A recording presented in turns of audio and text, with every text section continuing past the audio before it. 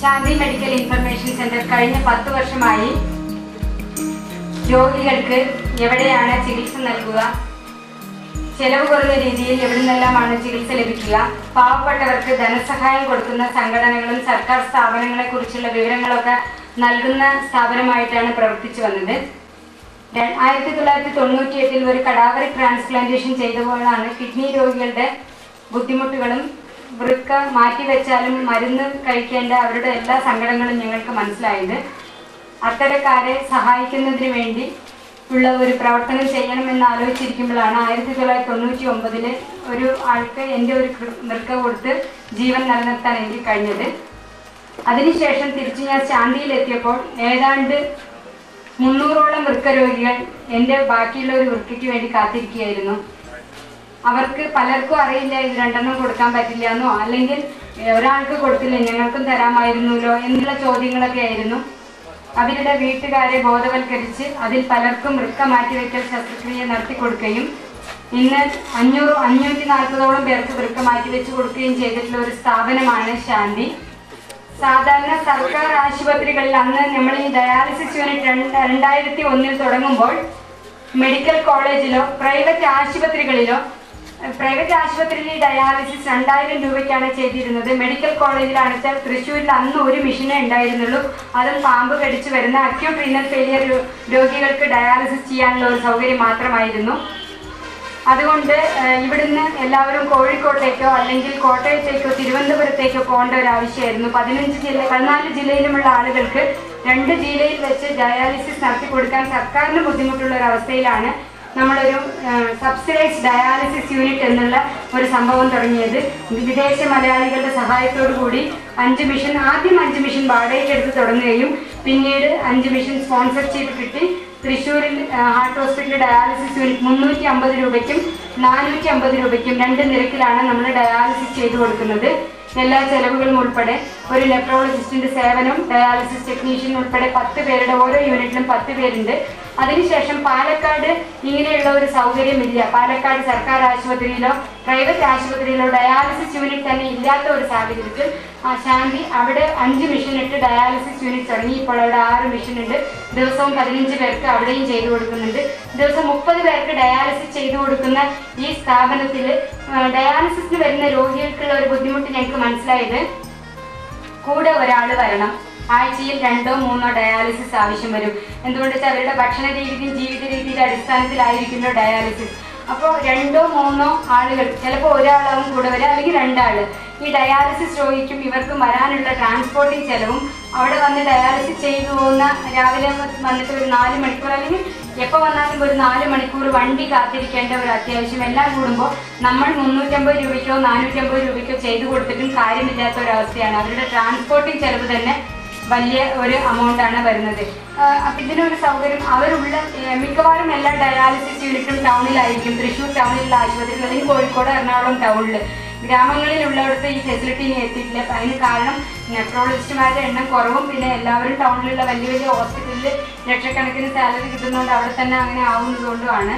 അപ്പോൾ അങ്ങനെയുള്ളവരെ സഹായിക്കാൻ വേണ്ടിയിട്ടാണ് നമ്മൾ ഈ മൊബൈൽ ഡയാലിസിസ് യൂണിറ്റ് എന്നുള്ള സ്വപ്നം തുടങ്ങാമെന്ന് വെച്ചിട്ട്. ഇതിനൊരു പ്രത്യേക കാരണം, ഒടുവിൽ ഉണ്ണികൃഷ്ണൻ വല്ലാതെ ഡയാലിസിസ് ചെയ്ത് ക്ഷീണിതനായിരിക്കുമ്പോൾ ഒരു ദിവസം ഞാനും സിദ്ധാർത്ഥൻ കേരളീയനും അദ്ദേഹത്തിൻ്റെ വൈഫും കൂടി കാണാൻ പോയി.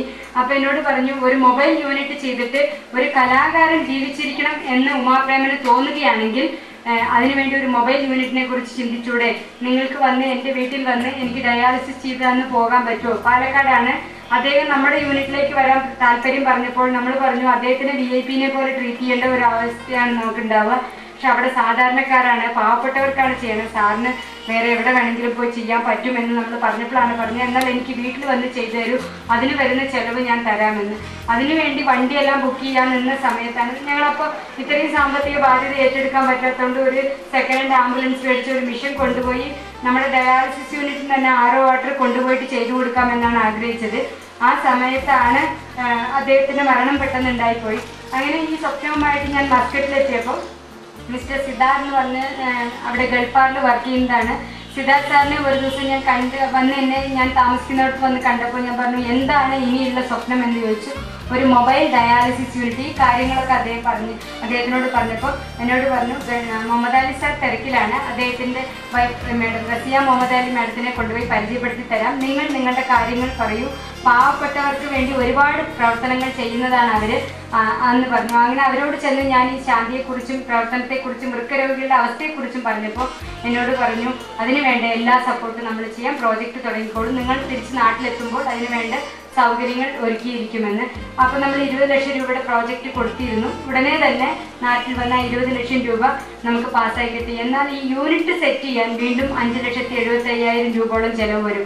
അവരെ ബുദ്ധിമുട്ടിക്കാൻ എങ്ങനെയാണെന്ന് ആലോചിച്ചിരിക്കുമ്പോഴാണ് VS കേരളീയൻ ഫൗണ്ടേഷനിലെ ശ്രീ സിദ്ധാർത്ഥൻ കേരളീയൻ എന്നോട് പറഞ്ഞത്, ഞാൻ ആ സഹായം നിങ്ങൾക്ക് ചെയ്തു തരാം, ഞങ്ങളുടെ ഈ ഭാഗത്തുള്ള എല്ലാ ഗ്രാമങ്ങളാണ് അത്തരക്കാരെ സഹായിക്കാൻ വേണ്ടി ഞാൻ ആ സഹായം നിങ്ങൾക്ക് ചെയ്തു തരാം എന്ന് പറയുകയും ഉടനെ തന്നെ ഇനി മുന്നോട്ട് ആ കാര്യങ്ങൾ നീക്കിക്കോളൂ എന്ന് പറഞ്ഞ് ഇന്നീ നിമിഷം വരെ ഞങ്ങളുടെ ഒപ്പം നിൽക്കുന്ന സിദ്ധാർത്ഥേട്ടൻ എന്ത് ആവശ്യമുണ്ടെങ്കിലും എപ്പോഴും വിളിക്കാമെന്ന് പറഞ്ഞിട്ടുണ്ട്. ഇതിനു മുൻപേ ഞങ്ങൾക്ക് 4 മില്യൺ സ്പോൺസർ ചെയ്തിട്ടുണ്ട്. സവിശേഷമായ ചില ജീവകാരുടെ പ്രവർത്തനങ്ങൾക്ക് നേതൃത്വം കൊടുക്കുന്ന ഒരു ട്രസ്റ്റാണെന്ന് മാത്രമേ ഞാൻ മനസ്സിലാക്കിയിട്ടുള്ളൂ.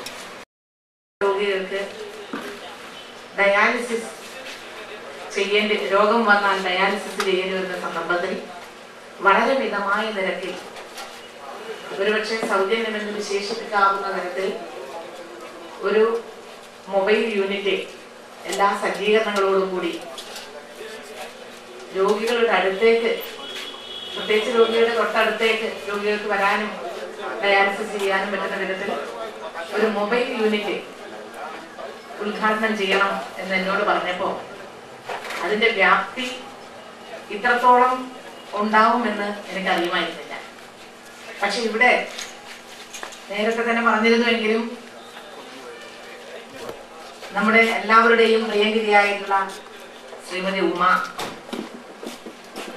എത്രമാത്രം കമ്മിറ്റ്മെന്റോടുകൂടിയാണ്, എത്രമാത്രം പ്രതിബദ്ധതയോടുകൂടിയാണ് ഈ ഒരു രംഗത്ത് പ്രവർത്തിക്കുന്നത് എന്നത് എനിക്ക് ഇപ്പോഴാണ് മനസ്സിലായത്.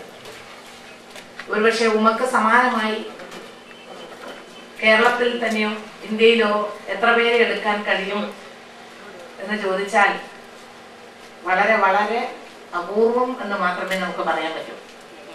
വളരെ ചെറിയ പ്രായം, 5-10 വർഷം മുൻപ് തന്നെ ഭർത്താവ് ഈ ഒരു സൗകര്യത്തിന്റെ അഭാവം കൊണ്ട് രോഗം പിടിപെട്ട് മരിച്ചു. അതിനെ തുടർന്ന് കഴിഞ്ഞ കുറെ വർഷങ്ങളായി ശാന്തി എന്ന പേരിൽ ഒരു ട്രസ്റ്റിന് രൂപം കൊടുക്കുകയും ഈ ഒരു രംഗത്ത് തന്നെ പാവപ്പെട്ടവരെ സഹായിക്കാൻ ത്യാഗ മനോഭാവത്തോടുകൂടി രംഗത്തെത്തുകയും ചെയ്തതിന്റെ ഫലമായി ജീവകാരുണ്യ പ്രവർത്തനം നടത്തുന്നതിന് താല്പര്യമുള്ള ഒട്ടേറെ വ്യക്തികൾ ഉമയെ സഹായിച്ചു. അതിൽ ഏറ്റവും വലിയ സഹായമായി അതോടൊപ്പം ഉമയുടെ ജീവിതാഭിലാഷം നിറവേറ്റിയതുപോലെ കേരളത്തിൽ തന്നെ ആദ്യമായിട്ട് ഡയാലിസിസ് സഞ്ചരിക്കുന്ന ഒരു ഡയാലിസിസ് സംവിധാനം, കേരളത്തിൽ അങ്ങനെ ഒരു സംവിധാനം ഒരുക്കുന്നതിനെ ഇന്നിവിടെ നമ്മുടെ ഈ തളിക്കുളത്ത് വെച്ച് ഈ മീറ്റിംഗ് നടക്കുമ്പോൾ, ഈ പരിപാടി നടക്കുമ്പോൾ തളിക്കുളത്തുകാരനായിട്ടുള്ള വലിയ ഒരു വ്യവസായി ശ്രീ ഗൾഫാർ മുഹമ്മദ് അലിയുടെ സഹായത്തോടുകൂടി ഇങ്ങനെ തുടങ്ങാൻ സാധിച്ചു എന്നുള്ളത് തീർച്ചയായും നമ്മളെല്ലാം വളരെ സന്തോഷിക്കുന്നുണ്ടെങ്കിലും ഉമയുടെ വാക്കുകളിലും ഉമയുടെ മുഖത്തും എല്ലാം ആ ചാരിതാർത്ഥ്യത്തിന്റെ, സന്തോഷത്തിന്റെ, അഭിമാനത്തിന്റെ ഒരു പ്രതിഫലനം നിറഞ്ഞു നിൽക്കുന്നത് ഞാൻ കണ്ടു. എത്രത്തോളം ആളുകൾക്ക്, പുരുഷന്മാർക്ക് പോലും ഇങ്ങനെ ഒരു വിജയത്തിലേക്ക്, ഒരു ലക്ഷ്യത്തെ മുൻനിർത്തി പ്രവർത്തിച്ച് അത് വിജയത്തിലെത്തിക്കാൻ ഈ ഒരു രംഗത്ത് എത്രത്തോളം ആൾക്ക് സാധിക്കും എന്ന് എനിക്ക് സംശയമുണ്ട്. ഒരുപാട് രംഗത്ത് ഒരുപാട് ആളുകളെ വിജയം കൈവരിച്ച അനുഭവം നമുക്കറിയാം. എല്ലാ മേഖലകളിലും വിജയത്തിന്റെ സോപാനത്തിലേക്ക് എത്തിയവരെ നമുക്കറിയാം. പക്ഷെ ഈ രംഗം അതല്ല, ഇതൊരു പ്രത്യേകമായിട്ടുള്ള രംഗമാണ്. പ്രത്യേകിച്ചും കിഡ്നിയുമായി ബന്ധപ്പെട്ടുകൊണ്ട് കിഡ്നി ഫെയിലർ ആയിട്ടുള്ള രോഗികൾക്ക് ഡയാലിസിസ് സംവിധാനത്തിലൂടെ അവരുടെ ജീവൻ നിലനിർത്താൻ സഹായിക്കുക എന്ന അതിമഹത്തരമായിട്ടുള്ള ഒരു സേവനം, അതിനുവേണ്ടി തന്റെ കയ്യിൽ ധാരാളം ഉണ്ടായിട്ടല്ല, മറിച്ച് മറ്റുള്ളവരെ കണ്ടുകൊണ്ടാണ് ശ്രീമതി ഉമ്മ ഈ ഒരു വലിയ സംരംഭത്തിന് നേതൃത്വം കൊടുത്തത്. ഞാൻ എന്റെ വാക്കുകൾ കൂടുതൽ ദീർഘിപ്പിക്കുന്നില്ല. ഈ വളരെ മഹത്തരമായ ഈ സംരംഭത്തിന്റെ ഔപചാരികമായ ഉദ്ഘാടനം സന്തോഷപൂർവ്വം നിർവഹിക്കുന്നു. ആർക്കും ഇതിലേക്ക് വരാനിടയാതിരിക്കട്ടെ എന്ന് ആശംസിച്ചുകൊണ്ട് ഞാൻ വാക്കുകൾ